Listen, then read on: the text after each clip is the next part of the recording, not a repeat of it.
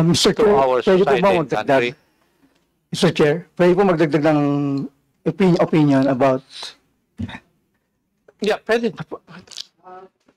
Kasi po, beyond na for example, yung last hearing, February 4, ang naging highlight po kasi noon, ang mas napag-usapan is yung confrontation between Congressman Marcoleta and Attorney Ricky Tomotorgo. Kasi, ang ang culture po kasi ng Pinoy, the more scandalous, the more controversial, the more confrontational, yun ang mga mas kinakagat ng Pinoy. Kaya, parang ginagawa to rin ng iba is gumagawa ng mga ganyan, no, klaseng mga news. Pero, kasi, kung tatanungin niyo ako, yung last February 4 hearing, mas gusto ko yung naging usapan ni Congressman Adjong with the other resource person, mas intellectual yung usapan. Kaso, ang mga Pinoy, since masa, mas gusto nila yung parang teleseryang style eh. Yung talagang nagmumurahan, nag-aaway, ganon. Yun ang kumakagat sa Pinoy. Kaya sikat ang teleserye, di ba? Sikat ang yung mga eksena na talagang maraming mumurahan, awayan. Kaya ganun ang Pinoy po kasi, yun ang kinakagat. Kaya yung mga vloggers, may tendency na gumagawa ng ganon. Kaya kahit ayaw nila, para kumita, gumagawa ng ganon. Pero ang tanong po tama po ba yun? Yung nga po, hindi nga po tama. Kung hindi tama, hindi po dapat itama natin through regulation. Yes, I agree po. That would be the appropriate thing to do. Yes, I agree po. Pero sir, dapat nga, katulad yung recommendation ni Ms. Malu Tikia last February 4, dapat po is, yung pagkaroon ng balita na fake, dapat sagutin nyo agad. Halimbawa, may fake news about Congressman Barbers. Dapat siya mismo, sasagutin niya agad. Kasi di ba kanina minention nyo, pag kayo hindi nyo pinapansin, ini-ignore nyo lang, ayaw nyo ma-stress. Kaya lang, habang pinapatagal natin yon, the more na hinahayaan natin siya, yung balita na yon, the more na kumakalat. Kasi ang Pinoy nga, kinakagat nila yung mga ganyang scandalous na stories. That's a very sad commentary about the Filipino, if I'm Sadly, concerned. po. Ganun Ganun na nga po. makababa ang pagtingin natin sa kapwa Pilipino natin. Well, hindi naman po lahat. Kaso, di ba, kulang nga tayo sa awareness. And then, karamihan ng population natin, mas marami ang lower class. Kukunti lang po yung talagang mga upper classes. Hindi naman po kailangan maging upper class para magkaroon po ng common sense at saka konting intelligence. Well, yes. Di po ba? Kaya lang, pag surrounded Sabi po nga nila, kayo, common sense, pero it's not common to all. o kaya lang po sa pag surrounded kayo, pag within your circle, ay yun ang sinasabi, yun ang kwento, may tendency na mahawa ka. Di ba? Paligid mo, barkado mo, ganun. Yun po yung sinasabi nila na Eli repeated so many times. Yes, Some correct. semblance of truth. Oo. Pero, hindi dapat ganun ang kaisipan natin eh. Kaya nga the more sir na pag may lumalabas sa fake news, the more i-drown natin siya with the real news. Maglabas tayo ng news na totoo. I-correct agad natin. Huwag natin patagalin. Huwag natin i-ignore. Ang punto lang namin dito is, since these things are harmful to our society and to our country, dapat it should be regulated. Yun po yung kwan. But other people who are involved in this kind of business, ayaw po nilang ma-regulate. Tingnan mo yung rason nila. Freedom. You're infringing on my freedom of speech and expression. When they know for a fact that the freedom that they're talking of is not absolute.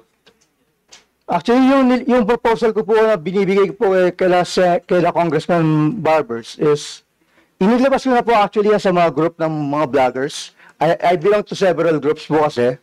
And nakakuha na po ng mga feedback. And yun nga po, mas gusto nga po nila yung may regulation. Kaya lang, worried nga sila na yung baka maano sila, ma-restrict, mawala yung creativity nila, mawala yung freedom talaga to be creative on their expression. Kaya kasi nga ang sumisikat kasi nga po yung mga mga scandalous, mga pranks, mga scripted na mga stories. So yun ang talagang bumibenta sa tao. Kaya nga po, ang sabi ko, on my part, it's a very sad commentary of the Filipino. Yes. Yun po yung akin. Kung yun ang ginugusto natin, yung mga hindi po nakakabuti para sa ating kapwa Pilipino at para sa ating bansa, I'm sorry, hindi po ako natutuwa sa ganun personally. Mr. Chairman, Yes, ma'am. if I may, on your question, no, false news does not have any positive impact in the nation and in nation building. But you have to understand that chismis is shared almost often, yung word of mouth. Now add technology, it becomes viral. So like what I said in the first hearing, yung 3-second rule, whether you consider that as clickbait, the examples presented a while ago, they use short captions to really get the attention. But the worst part of that is, especially during elections, imagine voters voting because of fake news. That's a failure of democracy. That's a failure of nationhood. So that's why I am here and sharing that we really need to regulate, and we really need to have some way of reckoning where those who are posting recklessly need to answer. And that's the reason why I support the initiative of the two committees. But sir, it is not only in politics that it happens. It happens among products, among companies, among brands. And the more heated the framing, the positioning becomes fodder for sharing. And that's a problem that I think every one of us need to recognize, from the user and to the content creators and to legislators. We just have to find a common ground. Thank you, sir. Yeah, we must find a balance, a win-win solution. Yun naman ang objective natin dito So, Mr. Chair. Mr. Chair. yes. Yung pong sa nasabi ni Ma'am sa products and brands na mga fake news, I think doon po pwedeng pumasok na din yung sa DOH, yung sa DTI. Sila po ang pwedeng mag-regulate na for ganong mga klaseng like yung kay Doc Willie Ong, kung may produktong, kasi parang false advertising. Pwede na pong iyan ng FDA, ng DOH, and yung sa mga kumpanya sa DTI. Pero yung sa political news po ang medyo mahirap din talagang kontrolin. Ang problema po kasi, Mr. Chair, yung pong mga hindi nag-attend po ngayon, syempre po nasasabihan sila na nagpapakalat ng fake news, yung iba sa kanila. Ang problema, Mr. Chair, kapag nagpalit po ng presidente o naging presidente po yung sinusuportahan po nila, sila na po yung totoo. Kami na po yung fake news. Ganun po kasi yung nangyayari. Yun po yung problema po talaga. Kung sino po ang yun po ang worry ko din na kung sino yung nakaupo, kung pangit yun yung fake news. Kung sino yung kumukontra sa nakaupo, yun yung fake news. Yun lang din po yung worry ko na nagagamit po sa ganun. So maganda po ma-establish pong mabuti kung ano yung talaga ibig sabihin ng salitang fake news. Thank you, Mr. Chair. Mr. Chair, may I comment on that, Mr. Thank you. Chair? May I comment? Yes. Yes, Mr. Chair, the more reason for this committee to come up with the policy so that hindi siya hindi yung sabi mo nga kung sino presidente, doon pupunta silang tama.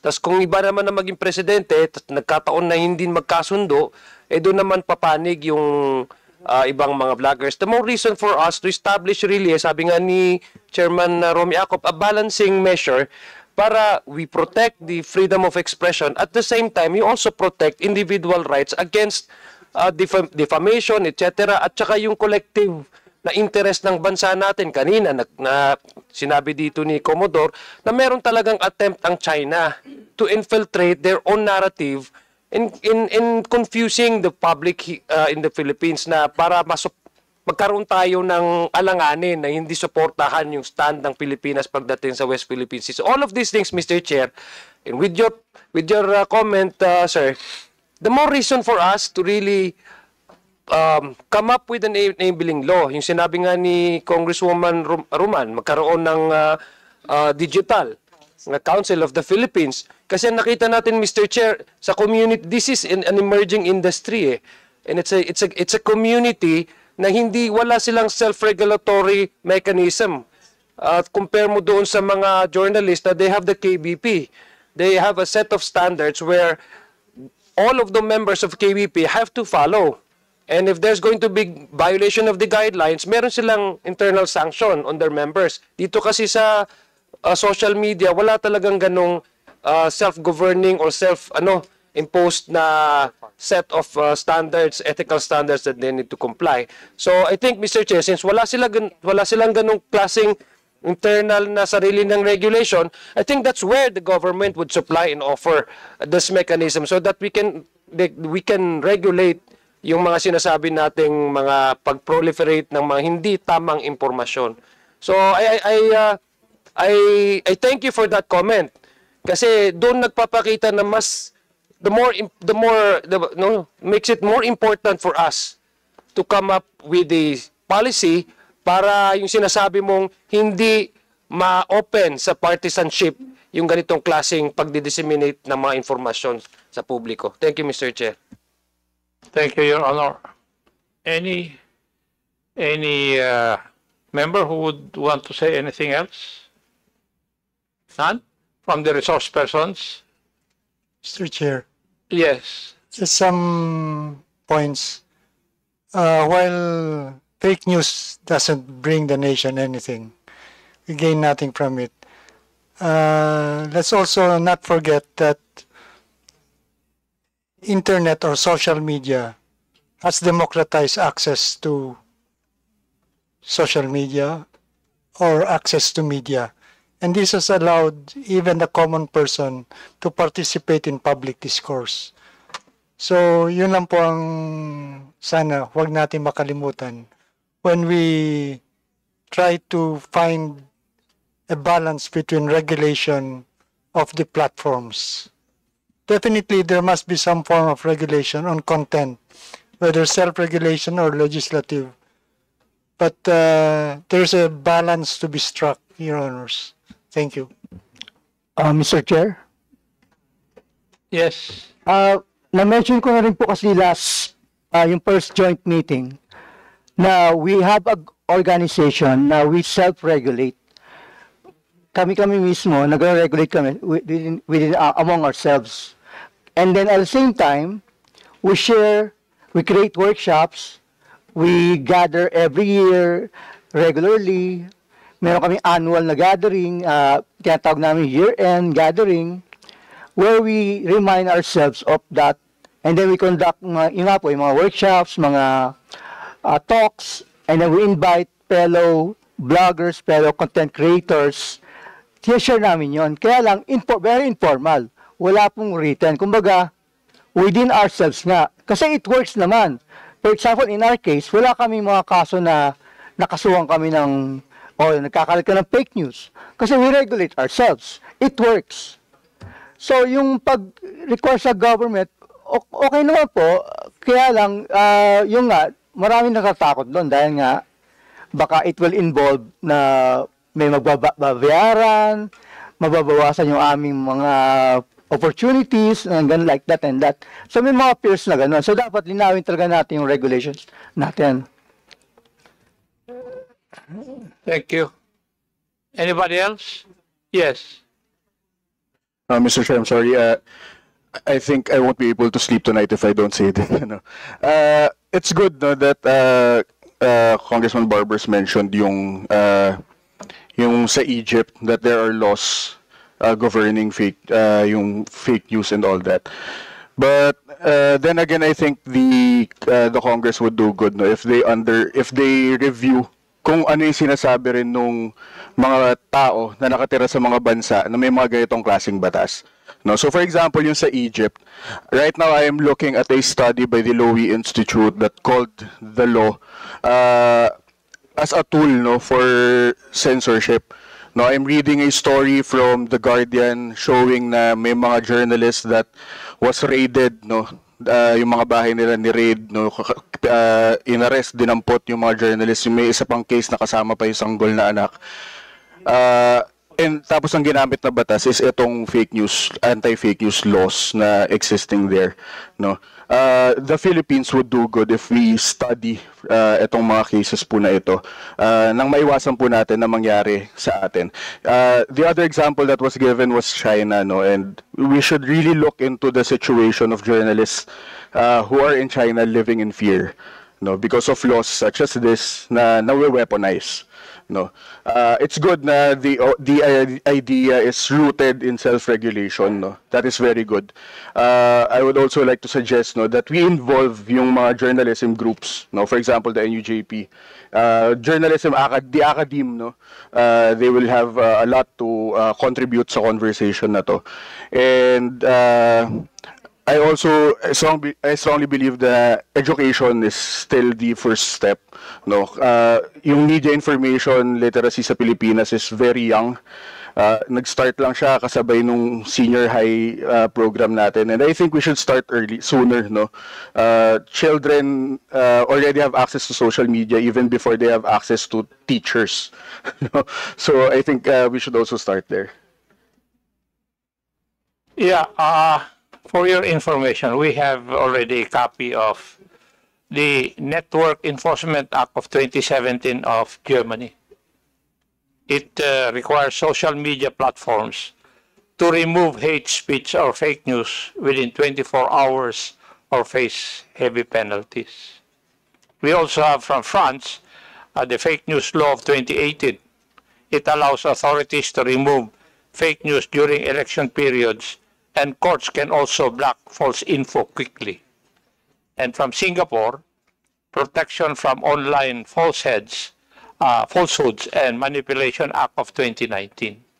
So it allows the government to order corrections or removals of false statements online.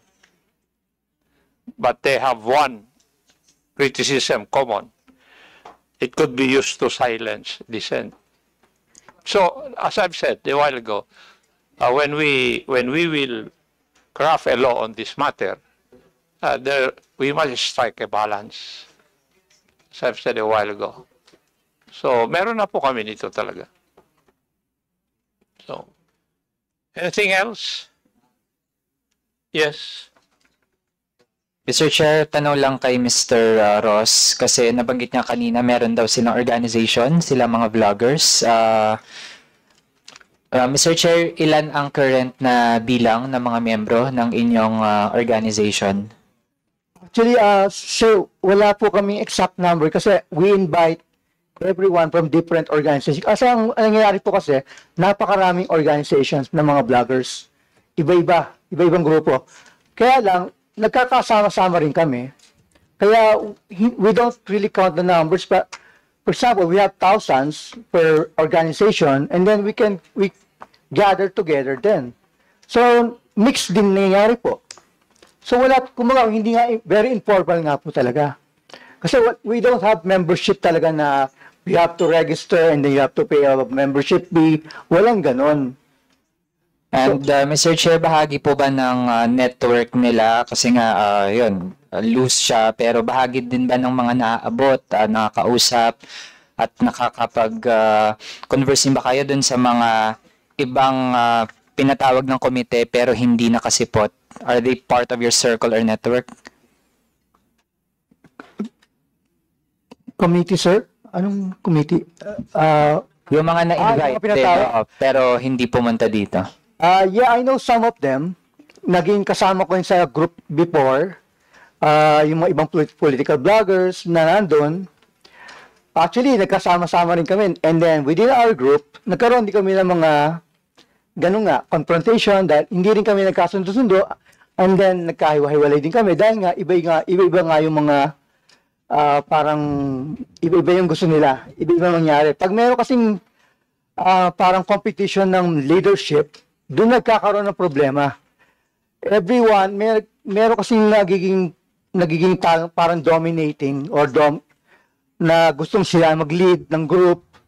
And then, so, kumokontra yung mga members. Ayaw nila ng gano'n na kinokontrol sila. Yun ang problem po ng regulation nga. Kapag may kumokontrol na a select few, doon nagkakaroon ng parang resistance. Okay. Thanks for that, Mr. Chair. Doon na lang sa nabanggit ni Mr. Balbedina, doon sa kahalagahan talaga ng pag-educate sa ating mga kababayan, lalo na sa mga kabataan nga, napaka-accessible na ng mga smartphones na nagiging daluyan nga ng access sa mga online platforms. Mr. Chair, for the record lang din ng committee natin, this representation has filed a bill para ma-institutionalize sa curriculum nating mga kabataan ang critical media and info literacy. Dahil nabanggit nga ng DepEd ng isang resource person natin sa nakaraang hearing na yung media and information literacy sa ngayon ay tinuturo lang siya sa isang quarter sa senior high school. Tapos ang pangamba pa natin, Mr. Chair, sa pagtitrim ng senior high school curriculum, isa sa mga pwedeng hindi na isama dun sa core subjects sa senior high school, itong media and information literacy. So, Mr. Chair, that's really a step backward. Considering na pinag-uusapan natin itong mabigat na topic, tapos ito pa ang maaaring gawin ng DepEd. So, all the more na dapat hindi ito matanggal sa curriculum sa senior high school. Dapat nga ay mas patadagin pa. Kaya, na-file po natin itong critical media and information literacy bill in line sa nabanggit ng ating mga resource persons from the media and the academe. Yan lang, Mr. Chair. Salamat.